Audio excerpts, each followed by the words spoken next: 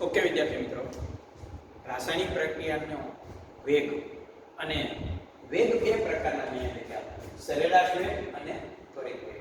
આજે આપણે બીજો લેક્ચર રાસાયણિક ગતિકીનો એમાં આનો અભ્યાસ કરીશું. હવે તમે જુઓ, સરેરાશ વેગ એટલે શું? તો આગળના લેક્ચરમાં મેં તમને વાત કરી કે રાસાયણિક પ્રક્રિયાનો સરેરાશ વેગ શા માટે શોધવામાં આવે છે.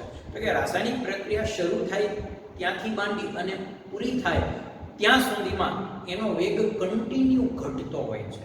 કારણ કે રાસાયણિક પ્રક્રિયાનો વેગ સાંદ્રતા ઉપર આધાર રાખે છે અને સાંદ્રતા છે એ પ્રક્રિયકની સતત ઘટતી હોય છે અને સાંદ્રતામાં ઘટાડોથી રાસાયણિક પ્રક્રિયાના વેગને ઘટાડી નાખે છે. મેં તમને ઓલું ટાંકીનું ઉદાહરણ આપ્યું, બરાબર? એટલે એક સરખો વેગ નથી રહેતો. જો રાસાયણિક પ્રક્રિયાનો વેગ શરૂથી અંત સુધી સતત બદલાય છે, ઘટે છે, એટલે આપણે વેગ નક્કી કરવાને બદલે શું શોધીએ છીએ? સરેરાશ વેગ શોધીએ છીએ, બરાબર? બે ચોક્કસ સમય વચ્ચેનો વેગ એને આપણે સરેરાશ વેગ કહીએ છીએ. તો આજે મારે તમને રાસાયણિક પ્રક્રિયાનો વેગ અને સરેરાશ વેગ સમજાવવાનો છે. આપણે વેગ પ્રક્રિયકની સાંદ્રતામાં થતા ઘટાડા અને નિપજની સાંદ્રતામાં થતા વધારાને આધારે સમજ્યા છીએ. તો એ જ વાત મારે તમને અહીંયા આગળ સમજાવવાની છે. તો સૌથી પહેલી વાત કરીએ આપણે, પહેલા આલેખ દોરી અને સમજીએ મિત્રો. તો જો હું પહેલા અહીંયા પ્રક્રિયક માટેનો આલેખ દોરું. આ બહુ અગત્યનો પોઈન્ટ છે આપણા માટે. સાંદ્રતા વિરુદ્ધ સમયનો આલેખ દોરીશું મિત્રો. સાંદ્રતા વિરુદ્ધ સમયનો આલેખ દોરીશું. અહીંયા સાંદ્રતા લઈએ, હંમેશા y અક્ષ ઉપર સાપેક્ષ રાશિ લેવાય અને નિરપેક્ષ રાશિ હોય ને, નિરપેક્ષ એટલે કોઈ ઉપર આધાર ન રાખતી હોય, એને હંમેશા આપણે x અક્ષ ઉપર લઈએ છીએ. હવે પ્રક્રિયકનો આલેખ કેવો હોય? તો બધા મિત્રોને ખ્યાલ છે કે પ્રક્રિયકનો આલેખ હોય ને એ ઉપરથી નીચે તરફ જતો હોય છે. કેમ? તો કે સમયની સાથે પ્રક્રિયકની સાંદ્રતા છે એ શું થાય છે? ઘટે છે. એટલે સમય જેમ જેમ આગળ વધે એમ પ્રક્રિયકની સાંદ્રતા ઘટે છે, એટલે એનો આલેખ છે ને એ નીચે તરફ જતો હોય છે. આ તમને બધાને ખબર છે. ઓકે મિત્રો, તો આ પ્રક્રિયા માટેનો આલેખ. હવે મારે તમને વાત કરવી છે કે મારે સરેરાશ વેગ શોધવો. આપણે આગળ ગયા લેક્ચરમાં જે ઉદાહરણ આપ્યું હતું એની જેમ હાલો ધારી લો કે હું અહીંયા જે સમય છે ને t1 સમય અને અહીંયા કોઈ સમય છે ને t2 સમય. મારે આ બે સમય વચ્ચેનો સરેરાશ વેગ શોધવો છે. યાદ રાખજો કે t1 સમયે જે વેગ હશે t2 સમયે નહીં હોય. એટલે જ મારે આ સમયનો મારે કેવું હોય કે 10 પ્રક્રિયા શરૂ થયા પછી 10 મિનિટ થી 20 મિનિટ સુધીનો વેગ મને કયો સરેરાશ વેગ? તો એ 10 મિનિટ થી 20 મિનિટનો વેગ નો કહીએ, કારણ કે તો બદલાયા જ કરે. એટલે 10 થી 20 મિનિટના ગાળામાં સરેરાશ વેગ શોધવાનો હોય. તો 10 થી આ બે સમયના ગાળામાં સરેરાશ વેગ શોધવો હોય તો શું કરવાનું મિત્રો? તો કે સૌથી પહેલા આપણે t1 માંથી, t1 પ્રારંભિક સમય છે એમાંથી આપણે x અક્ષ ઉપર લંબ દોરવાનો. સોરી, આલેખ ઉપર લંબ દોરવાનો. એટલે x અક્ષમાંથી લંબ દોર્યો કહેવાય, x ને લંબ હોય. અને એ આલેખની જ્યાં છેદે છે ત્યાંથી આપણે શું કરીએ તો કે ત્યાંથી આપણે y અક્ષને લંબ દોરીએ. અને આ t1 સમયની સાંદ્રતા છે જેને આપણે કહીએ છીએ r1. પ્રક્રિયક છે એટલે r1, બરાબર? હવે એ જ રીતે t2 સમયની સાંદ્રતા આપણે નક્કી કરીએ તો આવી રીતે આવશે.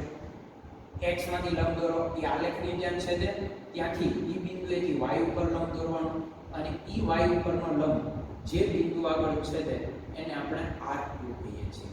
સમજાયું તમને? t1 સમયની સાંદ્રતા r1 અને t2 સમયની સાંદ્રતા r2 કેમ શોધવાની? લંબ દોરી અને સામેથી લંબ દોરી.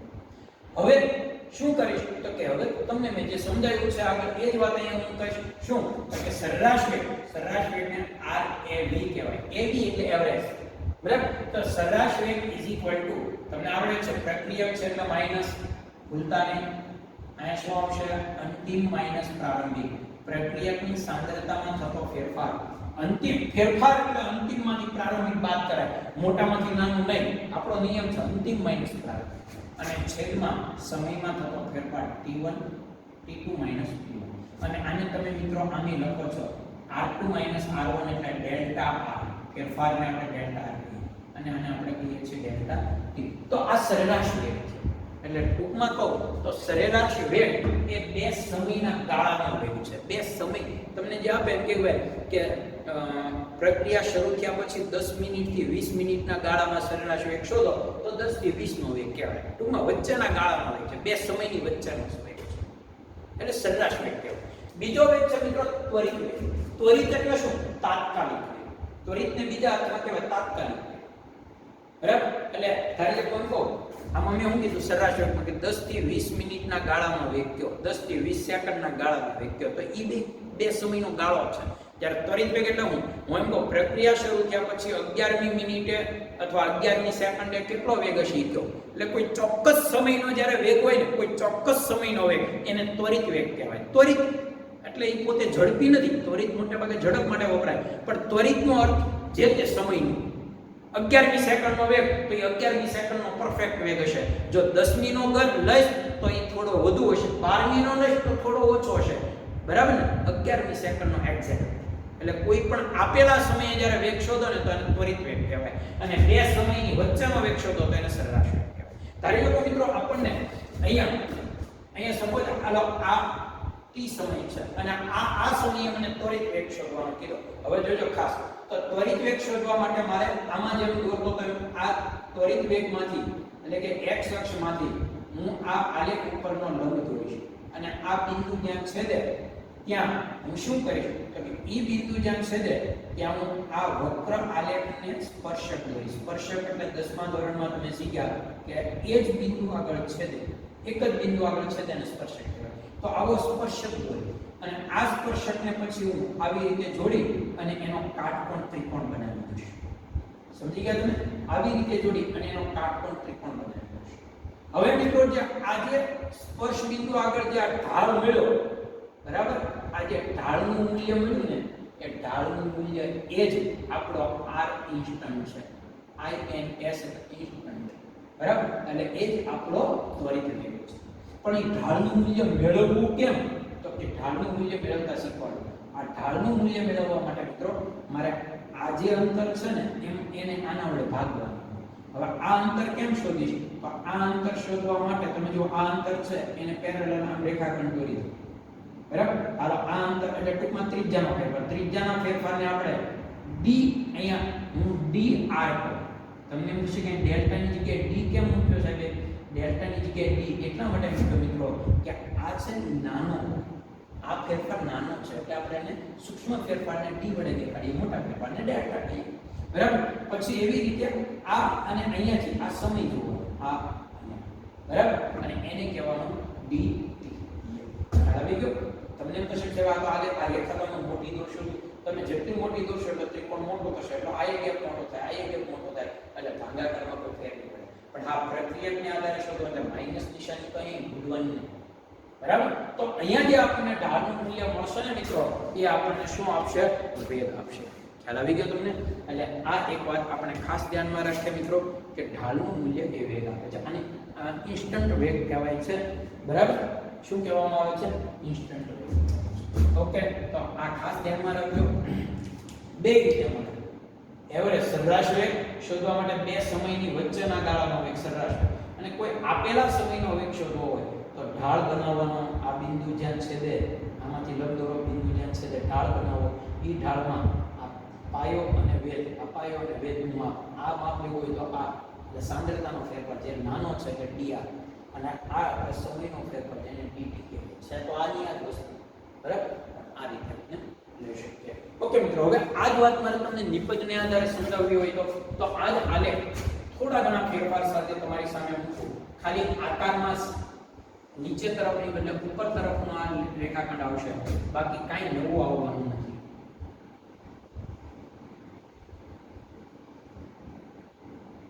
જો આ સાંદ્રતા છે અને આ સમય છે. આ આપણે નિપજ માટેનો આલેખ દોરવા જઈ રહ્યા છીએ મિત્રો. બરાબર? હવે તમને ખબર છે કે સમય સાથે નિપજની સાંદ્રતા શું થાય? વધે. તો એનો આલેખ છે ને એ નીચેથી ઉપર તરફ જતો હોય. શરૂઆતમાં ઝડપથી ઉપર જાય એટલે શરૂઆતમાં પ્રક્રિયકમાંથી ઝડપથી નિપજ બને અને પછી એની ઝડપ જે ઢાળ છે ને એ ઘટતો જાય એટલે પછી એની નિપજનું પ્રમાણ એટલે ઘટે નહીં પણ વધારો ધીમો થઈ જાય. બરાબર? તો આ જેમ નીચે તરફનો ઢાળ હતો આ ઉપર તરફનો ઢાળ છે. કેમ? તો કે સમય સાથે નિપજની સાંદ્રતા શું થાય છે? વધે. હાલો મિત્રો, આમાં એ જ વાત ફરી વાર રિપીટ કરું. ધારી લો કે અહીંયા કોઈ t1 સમય છે, અહીંયા કોઈ t2 સમય છે. આ બે સમય વચ્ચેનો મારે સરેરાશ વેગ શોધવો છે, તો હું આમાંથી એક લંબ દોરીશ. જે આલેખની જ્યાં છે ત્યાંથી હું y ઉપર લંબ દોરીશ. t1 ની સાંદ્રતા છે એટલે હું r લંબ દોરીશ. બરાબર? પછી t2 સમયની સાંદ્રતા શોધવા માટે હું આમાંથી લંબ દોરીશ. અને ઈ જ્યાં છેદે ત્યાંથી હું આના ઉપર લંબ દોરીશ. અને ઈ જ્યાં છેદે ને r ઉપર જોઈ જાય એમ ફરી p1. આ p1 પ્રોડક્ટ નિપજ અને આ p2. તો અહીં તમે જો p1 કરતા p2 મોટો છે. સીધી વાત છે, નિપજ વધે છે ભાઈ સમય સાથે, એટલે વધે નિપજ આવે. હાલો હવે મારે શું કરવાનું છે? તો કે r એવરેજ એટલે કે સરેરાશ વેગ. તો અહીં શું લખું બોલો? p2 p1 અંતિમ માઈનસ પ્રારંભિક અને છેદમાં t2 t1. બરાબર? અને તમે આની લખી શકો ડેલ્ટા p છેદમાં ડેલ્ટા t. પણ અહીંયા પ્લસ જ આવશે. શું કામ? કે સાંદ્રતા વધે એટલે p2 મોટો છે, મોટામાં નાનું કાટ બાદ કરો એટલે ધન જ મળે. જ્યાં ધન જ મળે ત્યાં આપણે કોઈ પ્રશ્ન નથી, પણ જ્યાં ઋણ મળે ત્યાં આપણે નિશાની માઈનસ મૂકવી પડે. કારણ કે આ બેનો જવાબ ઋણ આવશે એટલે આ ઋણ એટલે ઋણ ધન થઈ જશે. બરાબર? આ રીતે. અને ઇન્સ્ટન્ટ વેગ શોધવો હોય તો જેમ મેં તમને પહેલામાં કીધું એમ અને ઉપર તરફ આલેખ મળશે. મિત્રો કઈ રીતે તમને બતાવું? ભાઈ જો કે મારે અહીંયા કોઈ સમય છે એના માટે ઇન્સ્ટન્ટ વેગ શોધવો છે, તો હું એમાંથી પહેલા લંબ દોરીશ. એ આલેખની જ્યાં છેદે ત્યાં સ્પર્શક દોરી. આ સ્પર્શક છે ને એ ઉપર તરફ આવશે, ઓલામાં નીચે તરફ, કારણ કે ઢાળ ઉપર છે ને એટલે આવો સ્પર્શક આવે. બરાબર? એ સ્પર્શકમાં પછી આમ ઢાળ બનાવવાનું. આવડવા જે આવે એને ડી કહો. આ ગેપ છે આના પરથી મળશે ને, આ અને આ બે વચ્ચેનો તફાવત ડી, અને આ છે એ સમયનો તફાવત છે એટલે dt કહો. બરાબર? તો અહીંયા તમને જે ઢાળ મળશે, બરાબર, એ જ તમને આ મળશે. શું લખશો અહીંયા? dp અથવા તો અહીં લખી નાખો પહેલા r instant is equal to dp ના છેદમાં dt. એટલે ખાસ યાદ રાખો મિત્રો કે આપણે પ્રક્રિયકની સાંદ્રતા ઉપરથી ને આપણે સરેરાશ અને ત્વરિત વેગ શોધી શકીએ, નિપજની સાંદ્રતા. તમે આ સરેરાશ વેગ શોધ્યો એ જ આવશે. બરાબર? સમય જોઈએ અહીંયા 10 સેકન્ડ થી 20 સેકન્ડનો ગાળો હોય ને, અહીંયા 10 થી 20 હોય, તો આના વેગ ઘટશે. કારણ કે જેટલો પ્રક્રિયકની સાંદ્રતા ઘટશે એટલે નિપજની વધશે. કાંઈ ફેર પડવાનો નથી. એટલે આ એક વાત મિત્રો આપણે ખાસ ધ્યાનમાં રાખીએ અને આને સમજવાની કોશિશ કરીએ. ઓકે, હવે હું એક દાખલો છે સ્વાધ્યાય પોઈન્ટ 4.1, તો હું એની તમને હિન્ટ્સ આપું છું. કારણ કે એ દાખલો 2-3 દાખલા ગણાવું. એ દાખલા છે આના અંદર પ્રેક્ટિસ જ છે. સરેરાશ વેગ શોધ. બરાબર? તમને આપેલા સમયના ગાળાના સરેરાશ વેગ શોધવાના હોય. કેમ શોધાય એ તમને દાખલો પહેલા ગણાવું.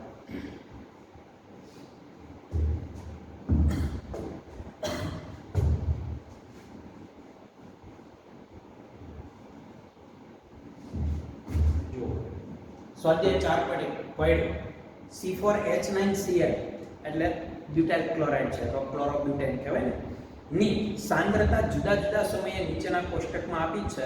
બરાબર? એનું આજે ટૂંકમાં કહીએ તો ક્લોરોબ્યુટેનમાંથી શું બને છે ખબર તમને? બ્યુટેનોલ બને. આલ્કોહોલ. પ્રક્રિયામાં આપણા માટે કાંઈ મહત્વ નથી, પણ અહીંયા સાંદ્રતા કોની આપી? જો કોની આપી? C4H9Cl મતલબ પ્રક્રિયકની આપી. પ્રક્રિયાની અંદર જોશો તો ખ્યાલ આવશે. બરાબર? હવે એમાં જુઓ 0 સમયે સાંદ્રતા 0.1 આપ્યું, પછી 50 સેકન્ડ આપ્યો, 50 સેકન્ડે સાંદ્રતા 0.0905 આપી, એમ 100 સેકન્ડ 150, એટલે ટૂંકમાં 50 સેકન્ડના ગાળામાં સાંદ્રતા આપી. હવે ધારો કે પહેલી સરાસરી મારે લેવી હોય તો પહેલો સમય જે છે એનો t1 કહો. t1 0 સેકન્ડ છે અને ત્યારે જે સાંદ્રતા છે પ્રક્રિયકની છે એટલે r1 કરશે. ઓકે? પ્રક્રિયકની સાંદ્રતા છે 0.1 આમાં. બરાબર? હવે t2 સમય છે એ પછીના સમયનું t2 કરશે. બરાબર? તમારે ગાળામાં પહેલા 0 થી 50 નો ગાળો આવે ને એની સરેરાશ વેગ શોધવાનો, પછી 50 થી 100 માં શોધવાનો, પછી 100 થી 150 માં શોધવાનો. હવે 0 થી 100 માં ગયો એટલે 0 પ્રારંભિક સમય ગયો અને 50 એ અંતિમ સમય ગયો. 50 થી 100 લેશો ત્યારે 50 પ્રારંભિક અને 100 છે એ અંતિમ. પછી 100 થી 150 લેશો ત્યારે 100 પ્રારંભિક અને 150 એ શું આવશે? અંતિમ. બસ બીજું કાંઈ નથી. હવે તમે જુઓ તો મિત્રો આ t2 લીધો અને t2 સમયે જે સાંદ્રતા છે પ્રક્રિયકને એનું R2 તો 0.0905 છે. બરાબર આવી ગયું. તમે જોઈ શકો છો આ 0.1 છે અને આ 0.09 છે એટલે શરૂઆત કરતા હવે ઘટી. બરાબર હવે હું તમને ત્વરિત વેગ શોધવાનો કહું, સોરી સરેરાશ વેગ, તો RAV તમને બધાને આવડે છે શું આવશે માઈનસ R2 માઈનસ R1. તમારે જો અલગથી અહીંયા તમે અહીંયા બાદબાકી કરવા માંગતા હોય તો અહીંયા કરી નાખો તો આમ સૂત્ર લખો, નહીતર તમારે ઓલું ખાલી ડેલ્ટા R અને ડેલ્ટા T નું લખવું હોય તો પહેલા આનું બાદબાકી પહેલેથી કરી નાખો અને આની બાદબાકી પહેલેથી કરી નાખો, નહીતર આ દાખલામાં ડાયરેક્ટ કરો કઈ ફેર ન પડે. હાલો R2 કેટલો છે ભાઈ 0.0905 અને R1 0.100 છેદમાં T2 50 માઈનસ 3. આ માઈનસ નિશાની આમાંથી આ ન જાય કારણ કે આ નાનો છે આ મોટો છે એટલે આમાંથી આ કાઢો નિશાની માઈનસ આવશે. બરાબર ને ભાઈ? હાલો અહીંયા 4 0 મૂકી દો, 0 માંથી 5 ન જાય એટલે આપણે 10 ખોલીએ અહીંયા 5 આવશે, પછીના 9 આવશે, પછી 0 આવશે, પછી પાછું 0 આવશે. બરાબર આ રીતે આવશે અને છેદમાં 0 છે 50 માઈનસ 0 એટલે 50. માઈનસ માઈનસ કેવા થઈ ગયા પ્લસ. હવે એને 50 વડે ભાગી નાખવાનું, 50 વડે ભાગવાની એટલે 5 વડે ભાગી પછી એક 0 આપણે કાપી દઈશું. બરાબર ને? હાલો અથવા 50 વડે ભાગો તમને આવડે છે, 5 વડે ભાગો 5 એકા 5 4 વધ્યા 9 25 થાય એટલું આવ્યું. હવે 0 વડે કાપી દો, એક 0 વધારે આગળ મૂકી દો આમ આવશે તો આ તમને જવાબ મળ્યો. આ RAV મળ્યો. હવે આને તમારે બરાબર શું કહેશો તમે? બરાબર છે એકમ તો કેવો જોઈએ ને, આ સાંદ્રતા છે, સાંદ્રતાનો એકમ શું છે મોલ લીટર ઇન્વર્સ અને સમયનો એકમ સેકન્ડ ઇન્વર્સ. બસ આ સાંદ્રતાનો ભાગ્યા સમય. બરાબર ને? હવે આને તમે આમે લખી શકો પ્રમાણિત સ્વરૂપમાં ફેરવો મિત્રો 1.9 ગુણ્યા 10 to 1 2 3 અને 4 10 to -4 મોલ લીટર ઇન્વર્સ. તો આ તમારા માટે ખાસ અગત્યનું છે મિત્રો, આ એક ધ્યાનમાં રાખજો. હવે આ જ રીતે તમારે શું કરવાનું છે, આ લોકો દાખલો ગણીને આપણને આપ્યો જ છે આખો.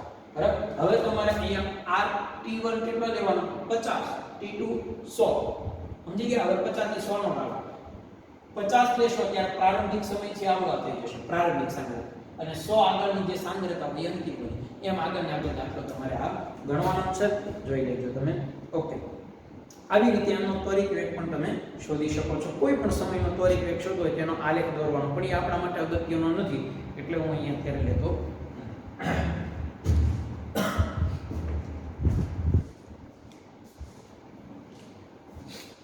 હવે જો મિત્રો એક ખાસ અગત્યની વાત કે આપણે જે રાસાયણિક પ્રક્રિયા લીધી તો ડેમો હતી. આપણે જે રાસાયણિક પ્રક્રિયા લીધી એ ડેમો પ્રક્રિયા હતી. બરાબર ને? R થી P અને એનું મેં તમને વેગનું સૂત્ર લખાયું. બરાબર હવે એવા એક બે સૂત્ર તમારી સામે મૂકો અને પછી એને આપણે સમજવાની ટ્રાય કરીએ, કારણ કે ઘણી બધી વાર આમાં એક પ્રશ્ન બહુ મોટો થાય છે. દાખલા તરીકે હું તમને એક પ્રક્રિયા લખાવું છું. હાલો મારી પાસે એક મર્ક્યુરી છે, એની હું ક્લોરીન સાથે પ્રક્રિયા કરું તો મને મર્ક્યુરી ક્લોરાઇડ મળે છે HgCl2. આ રીતે મને મળે છે. બરાબર મર્ક્યુરી ક્લોરાઇડ. હું આની અંદરનું ઉદાહરણ લઉં એટલે તમને ખ્યાલ આવે. હવે મિત્રો આમાં તમે જુઓ કેટલા પ્રક્રિયકો છે 2, નિપજ 1. તમને થશે કે પ્રક્રિયક એક કરતા વધુ હોય તો વેગ કોને આધારે નક્કી કરાય? મિત્રો વેગ તમે આમાં તમારી પાસે 3 ઓપ્શન છે. તમે બે માંથી કોઈ પણ એક પ્રક્રિયકની સાંદ્રતામાં ઘટાડો થાય, કોઈ પણ એક પ્રક્રિયકની સાંદ્રતામાં થતા ઘટાડાને આધારે શોધો. આના ઘટાડો લ્યો, આનો લ્યો કે આમાં વધારો શોધો. ટૂંકમાં સૂત્ર 3 કુલ પદાર્થ હોય પ્રક્રિયક અને નિપજમાં તો ત્રણેયને આધારે શોધી શકાય. વેગમાં કોઈ ફેર નહીં પડે, સૂત્રમાં કોઈ ફેર પડશે નહીં. ધારો કે આ પ્રક્રિયા માટે મારે પ્રક્રિયા વેગ શોધવો હોય ને, આ પ્રક્રિયા માટે મારે પ્રક્રિયા વેગ શોધવો હોય ને તો હું 3 સૂત્રો ઉપર શોધી શકું. આ પ્રક્રિયા આ મર્ક્યુરીને આધારે શોધવો હોય, મર્ક્યુરી પ્રક્રિયક છે એટલે હું નિશાન અહીં લખું કે DHG છેદમાં DT.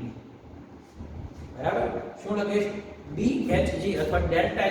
આ D છે ડેલ્ટા છે ને પછી આપણે બહુ નહીં મૂકીએ કારણ કે એ છે ને એવો પ્રશ્ન થાય દરેક વખતે હું આના માઇનર ફેરફારો કરું એટલે એ આપણે લખીએ. તો હું આ એક સૂત્ર આમ લખી શકું DHG/dt. બરાબર. એટલે મર્ક્યુરીની સાંદ્રતામાં થતો ઘટાડો ભાગ્યા એ માટેનો સમૂહ. હવે મારે આને આધારે શોધવું હોય તો આ એ પ્રક્રિયક જ છે એટલે અહીં માઈનસ નિશાની જ આવશે. હું આને આધારે શોધી શકું, બરાબર. તો અહીં માઈનસ નિશાની જ આવશે. શું આવશે? ડેલ્ટા Cl2 છેદમાં ડેલ્ટા માઈનસ નિશાની શું કામ? તો પ્રક્રિયક છે, પણ આને આધારે શોધીએ તોય આવશે, પણ અહીં પ્લસ મૂકવાનું. ડેલ્ટા મર્ક્યુરી ક્લોરાઇડ, મર્ક્યુરી ક્લોરાઇડની સાંદ્રતામાં થતો વધારો અહીંયા એ માટેનો સમૂહ. તમે ત્રણમાંથી કોઈ પણ સૂત્રનો યુઝ કરશો, દાખલાનો જવાબ મતલબ કે રાસાયણિક પ્રક્રિયાના વેગમાં સરેરાશ વેગમાં કોઈ ફેર પડશે નહીં. એટલે પ્રક્રિયકને આધારે કોઈ એક પ્રક્રિયકની સાંદ્રતામાં થતા ઘટાડાને આધારે દાખલો શોધો કે નિપજને આધારે દાખલો શોધો. ટૂંકમાં આના સૂત્ર આમાંથી ગમે તે તમે લઈ શકો. મિત્રો, હવે જે હું તમને સમજાવું છું એના ઉપર ખાસ ભાર આપજો. ધારી લો કે હવે હું તમારી સામે એક ઉદાહરણ બીજું મૂકું છું. એમાં છે 2Hg 2Hi હાઇડ્રોજન આયોડાઇડ માંથી H2 ગેસ અને I2 ગેસ છૂટા પડે છે. અહીંયા એક પ્રક્રિયક છે, બે નિપજ છે. હવે આમાં હું પ્રક્રિયા વેગનું સૂત્ર લખું તો શું થશે?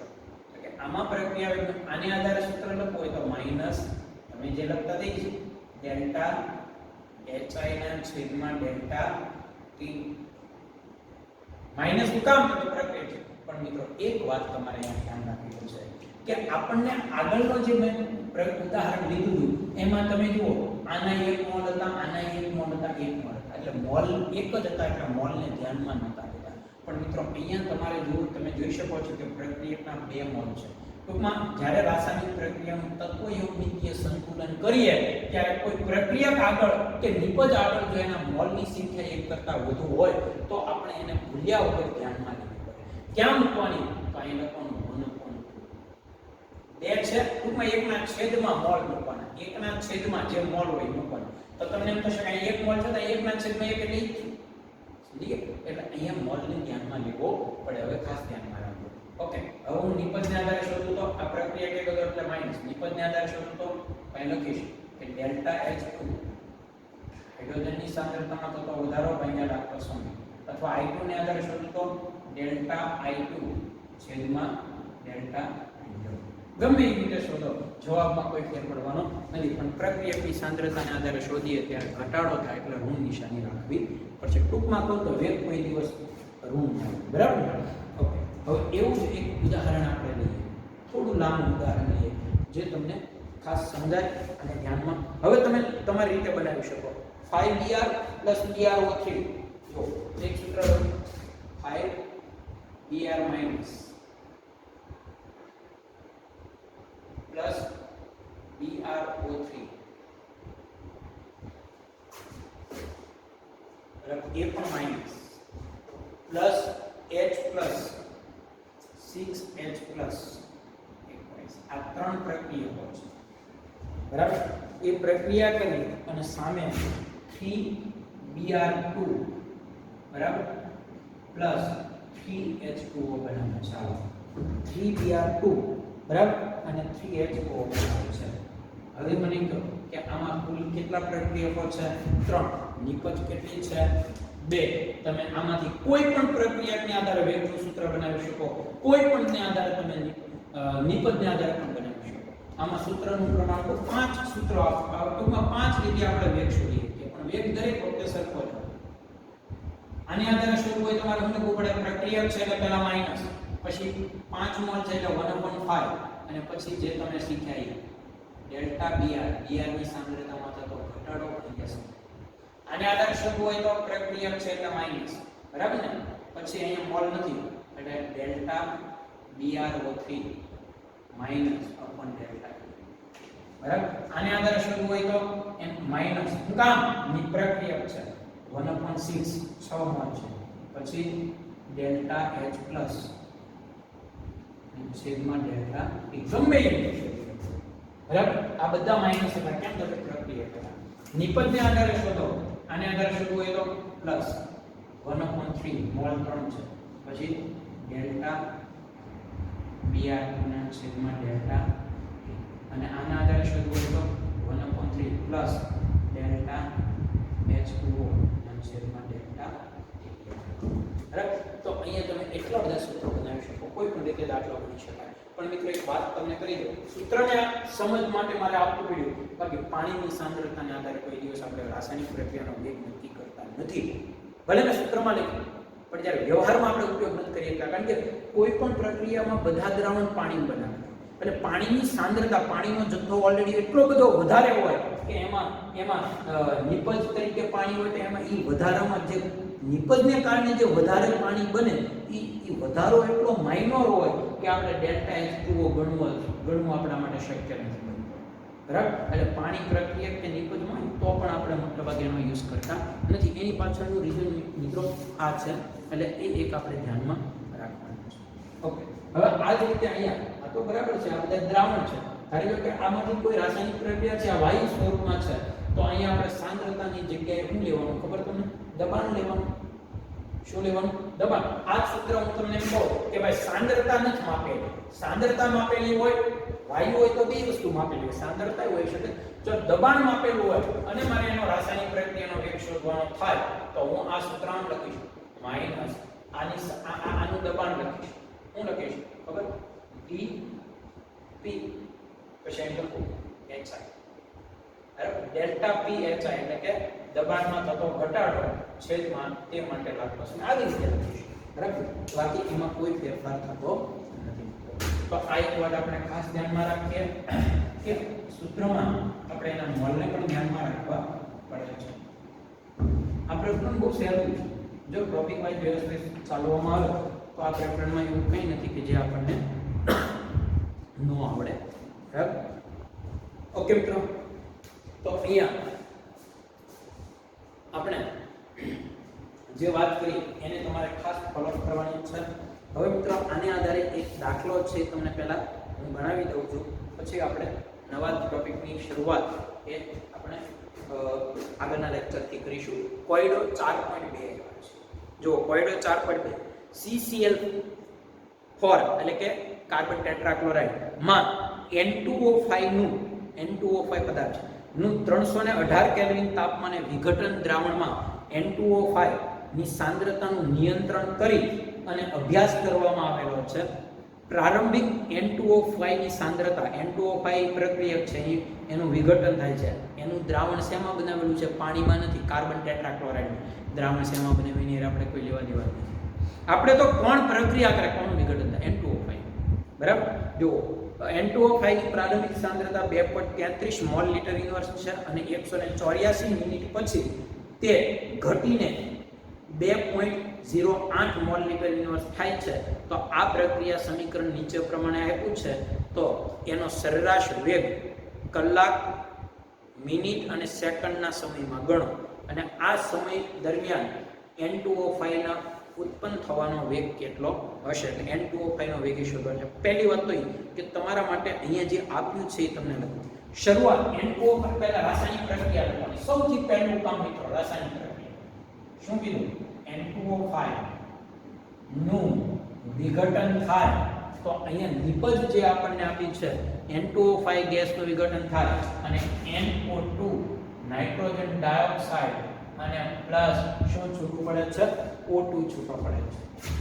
હવે આનું તમે સંતુલન તમે કરો ને, આ પ્રક્રિયા અહીં આપી દીધી. નહીતર આપણે જ્યારે આપવાની હોય ત્યારે સંતુલન કરીએ તો સીધી વાત છે કે અહીંયા ઓક્સિજન બેકીમાં છે, લાઈન બેકીમાં કરવા ડબલ થાય. આ નાના વસ્તુ એવી છે કે જે નાની છે પણ ખબર પડી ગઈ કે બેકી સંખ્યામાં ઓક્સિજન કરવા માટે. હવે તમે જોજો થઈ જ છે. અહીં નાઇટ્રોજન કેટલા ગયા? 4. અહીં 4 મૂકી દો. 4 નાઇટ્રોજન. હવે ઓક્સિજન અહીં 10. અહીં 4 નું 8 10 આવી ગયું. તો આ સમીકરણ છે. બરાબર? તમને આની સાંદ્રતા આપી. હવે આની સાંદ્રતા કઈ આપી? કે શરૂઆતની સાંદ્રતા આપી. શરૂઆતની સાંદ્રતા જે મિત્રો આપી છે એને આપણે ડેલ્ટા R1 કહીએ. બરાબર? એટલે ડેલ્ટા R1 અથવા તો આને આમી નામ આપો ડેલ્ટા N2O5 1. તમારે જે આપવું એ આપી શકો. R2 R1 કરવા માટે તમને જે અનુકૂળ પડે એ તમે કહી શકો. તફાવત સીધો લ્યો તો મને કોઈ વાંધો નથી અને આ લખવાની કઈ જરૂર નથી. બરાબર? આ તો હું તમને લખીને બતાવું છું, ખ્યાલ આવે એટલે. કેટલી આપી છે શરૂઆતની સાંદ્રતા? 2.33 મોલ લિટર. પછીની સાંદ્રતા ડેલ્ટા N2O5 2 2.0 તો સીધી સીધી વાત છે, પ્રક્રિયક છે, સાંદ્રતા ઘટે છે. બરાબર ને મિત્રો? અને આ ક્યારે કેટલા સમયમાં ઘટે છે? તો અહીંયા લખ્યું છે કે 184 મિનિટ પછી. બરાબર ને? એટલે એનો મતલબ એવો થયો કે સમયમાં થતો ફેરફાર 184 છે. જો આમાં ઘણા એમ કે સમય તો એક જ આપ્યો, પણ અહીં લખ્યું છે કે શરૂઆતની સાંદ્રતા એટલી હતી, એટલે 0 સમય. પ્રક્રિયા શરૂ થયા પહેલા. પ્રક્રિયાનો અભ્યાસ તમે ક્યાંથી કરો છો એના ઉપર આધાર રાખે. 10 સેકન્ડ થી 20 સેકન્ડના ગાળામાં કરો તોય હાલે. અને તમે એમ કહો કે શરૂઆતના સમય એટલે કે 0 સમય એટલી હતી અને 184 મિનિટ પછી એટલી આવી. હવે તમે વિચારો કે શરૂઆતનો સમય હતો એને 0 સમય છે અને પછીનો જે અંતિમ સમય છે 184 છે, તો બાદબાકી કરો એટલે 184 જ આવવાનું છે ને. એટલે 184 મિનિટ પછી એટલે આપણે સમજી લેવાનું આ બરાબર. તો આ તમને આપી દીધું છે. હવે તમે સરેરાશ વેગ શોધવાનો કીધો જુદા જુદા એકમમાં. આ અત્યારે મિનિટમાં આવ્યો એટલે પહેલો જવાબ આપણે મિનિટમાં મળશે. હાલો પ્રક્રિયા વેગ. બોલો અહીંયા શું લખીશું? આને સાંદ્રતામાં થતો અહીં મારે સોરી આમ લખવું જોઈએ. આ ડેલ્ટા ની 1 ને 2. બરાબર? પછી અહીંયા મારે આમ લખવું જોઈએ n2. ડેલ્ટા ને ફેરફાર. હવે ફેરફાર હવે માઈનસ પ્રક્રિયક છે. બીજું ડેલ્ટા ની. બીજી એક મેં બીજી ક્યાં ભૂલ છે આપણી? તો તરત તમે કહેશો મેં બનાવ.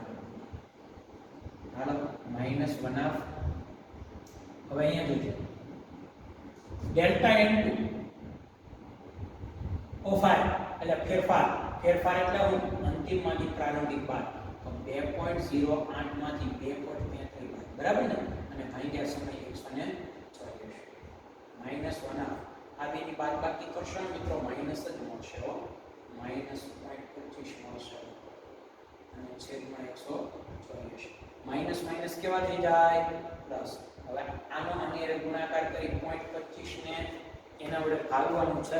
સાદું રૂપ હું તમને ડાયરેક્ટ આપી દઉં છું મિત્રો, કારણ કે સાદું રૂપમાં તમને મળશે 6.79 ગુણ્યા 10⁻⁻4. કેટલા મળશે? 6.79 ગુણ્યા 10⁻⁻4. એકમ હું લખી સાંદ્રતાનો એકમ છે મોલ લીટર ઇન્વર્સ. યાદ રાખજો સાંદ્રતા છે અને ભાગ્યા સમય અત્યારે મિનિટમાં છે. મિનિટ બરાબર? મિનિટ છે ને મિનિટ. હવે તમને થશે કે આ ડાયરેક્ટ નહીં, આ ડાયરેક્ટ જવાબ નહીં મળે. તમને મળશે આવો 0.12369 આમ મળશે. પણ એને તમે પ્રમાણિક સ્વરૂપમાં ફેરવશો એટલે માઈનસ ઉપર આવશે. ઓકે? તો આ તમને જવાબ મળે મિનિટ. હવે મિત્રો આને અવરમાં એટલે કલાકમાં ફેરવવું હોય તો શું કરાય? તો કે આને કલાકમાં ફેરવવો. તમે ખાલી વિચારો આ 184 મિનિટ છે. અને કલાકમાં ફેરવવો હોય તો શું થાય? તો કે ઉપરની સાંદ્રતા જે ઘટાડો છે એની 8 ગણો થઈ જાય. કેમ? તો કે 1 મિનિટમાં ધારે હું એક ઉદાહરણ આપું સારું. કારણ કે આમાં ઘણીવાર હું એમ કહું ને કે આને ગુણવાનું ભાંગો પ્રેક્ટિકલી નહીં, સોરી સૈદ્ધાંતિક વૈજ્ઞાનિક પદ્ધતિથી નહીં, પ્રેક્ટિકલી બનો. હું એમ કહું કે એક પ્રક્રિયાની સાંદ્રતામાં 1 મિનિટમાં 0.25 નો ઘટાડો થાય. 1 મિનિટમાં સમજો 1 મિનિટ. હું એમ કહું કે એક પ્રક્રિયાની સાંદ્રતામાં 1 મિનિટમાં 2 મોલરનો ઘટાડો થાય તો 60 મિનિટ. 60 મિનિટ એટલે કેટલી? 1 કલાક થાય. તો 1 કલાકમાં ઘટાડો કેટલો? તો તરત મિત્રો તમે કહેશો સાહેબ 120 મોલર. કે ભાઈ 1 મિનિટ છે, મિનિટના 60 ગણા થાય કલાક, તો 60 ગણો ઘટાડો થાય. તરત તમને ન ખબર પડી જાય કે સાંદ્રતા જે છે ને ઘટાડો 60 વડે. ખાસ યાદ રાખજો કે આને તમારે 60 વડે ગુણવાનું આવશે. બરાબર ને? 60 વડે ગુણી નાખીએ. હવે આને તમે ગુણાકાર કરશો એટલે જવાબ તમને શું મળશે? મોલ લીટર ઇન્વર્સ અને અહીંયા અવર ઇન્વર્સ કલાક. સમજાઈ ગયું તમને? એટલે ખાસ ધ્યાનમાં રાખજો 60 વડે ગુણવાનું. શું કામ? હવે આના હું તમને સૈદ્ધાંતિક માહિતી આપું. સૈદ્ધાંતિક એટલે આપણી પદ્ધતિ પ્રમાણે સમજાવું કે ભાઈ અત્યારે જે મળ્યું 6.79 ગુણ્યા 10⁻⁻4 ઉપર છે મોલ લીટર ઇન્વર્સ અને મીટર મિનિટ નીચે છે ને. હવે એ મિનિટને મારે સેકન્ડ કલાકમાં ફેરવવી હોય તો તરત તમે કહેશો કે સાહેબ મિનિટને કલાકમાં ફેરવવી હોય તો મિનિટ છે એ કલાકનો 60મો ભાગ છે એટલે 1/60 થાય. બરાબર? છેદનો છેદ ક્યાંય નહીં એવું થયું કે ખાસ ધ્યાન. આ પ્રેક્ટિકલી પહેલા મેં સમજાવ્યું કે આપણે એટલી તો બુદ્ધિ આવી જ જાય કે ભાઈ જે ઘટાડો છે એ 60 જો 184 મિનિટમાં એટલો હોય તો 184 કલાકમાં કેટલો હોય? તો એના કરતાં 60 ગણો હોય. એટલે તરત ખબર પડી 60 વડે ગુણી નાખો જવાબ. આ ગુણી નાખજો એટલે આવી જશે જવાબ. બરાબર. પછી ત્રીજી વાત, સેકન્ડમાં હોય તો હવે તમને ખબર પડી ગઈ, મિનિટમાં 60 મિનિટ ભેગી થાય એટલે કલાક થાય. એટલે મિનિટ છેદમાં આમ હું તમને એવું સમજાવતો કે મોટા એકમમાં નાનામાં જાવ તો ગુણવાનું, નાનામાંથી મોટામાં જાવ તો ભાગવાનું, પણ આ ઇન્વર્સમાં હોય ને એટલે ઊંધું. આ ઇન્વર્સમાં એટલે ઊંધું. જો આ મિનિટ નાનો હતો, અવર મોટો હતો, એટલે ઇન્વર્સ એટલે છેદમાં હોય ત્યારે ઊંધું કરવાનું, કે નાનામાંથી મોટામાં જાય ત્યારે ગુણવાનું અને મોટામાંથી નાનામાં જાય ત્યારે ભાગવાનું. હવે મિત્રો આમાંથી તમે સેકન્ડમાં ફેરવવાનું કહો તો શું કરશો તમે? કે 6.79 ગુણ્યા 10⁻⁴ છે ને. હવે એને તમારે મિનિટમાં ફેરવવું હોય, સોરી, તમારે એને સેકન્ડમાં ફેરવવું હોય તો 60 વડે ભાગી નાખો. બસ. બરાબર. એટલે એ તમને જવાબ મળી જશે. ઓકે, તો અહીંયા સુધી આપણે રાખીએ મિત્રો. ગઈકાલે જે આપણે સમજ્યા છીએ, આજનું જે આપણે સમજ્યા છીએ, બધાએ ફરજિયાત એકવાર લખવાનું છે. હું એક જ વાત કહું છું, અને હવે મને તમારા હોમવર્ક મોકલવાનું છે, કારણ કે તમે લોકો ઘણા બેદરકાર છો. મોકલે છે ઘણા, ખાલી 20% વિદ્યાર્થી એવા છે કે જે નથી મોકલતા. હું ફોન કરીને વાલીને ફોન કરવાની શરૂઆત કરું એ પહેલાં તમે હોમવર્ક મૂકવાનું શરૂ કરી દેજો. બરાબર. ઘણા ખરા ટોપિક આજે મેં જોયું, લગભગ 6ઠું પ્રકરણ તો આખું ઉડી ગયું, સીબીએસઈના કોર્સમાં ઉડી ગયેલું છે. પછી મારે શરૂ કરવું હતું આજે 5મું પ્રકરણ, પણ એમાંય ઘણા ટોપિક ઉડી ગયેલા છે. અને એ ટોપિક એવા છે કે અહીંયા આવીને થિયરિકલ છે, એટલે નહીંતર હું બોર્ડ વર્ક ઓછું છે, એટલે તમને એમ થશે કે સાહેબ એકલા બોલે છે. 6ઠું પ્રકરણ લગભગ સીબીએસઈમાં આખું ઉડી ગયું, ઘણા ટોપિક ઉડી ગયા. આમાંય જે ઈમેલ કરી નાખેલા છે, એટલે એ તમને કહીશ. ગઈકાલે આજે જે ચાલ્યું છે બધાએ ફરજિયાત એકવાર લખવાનું છે. ગઈકાલે જે ચાલ્યું છે એમાંથી તમને એક પ્રશ્ન પૂછ્યો છે, રાસાયણિક પ્રક્રિયાનો વેગ એટલે શું, વ્યાખ્યા આપો અને એનો એકમ લખો. ઓકે, અહીંયા સુધી આપણે રાખીએ.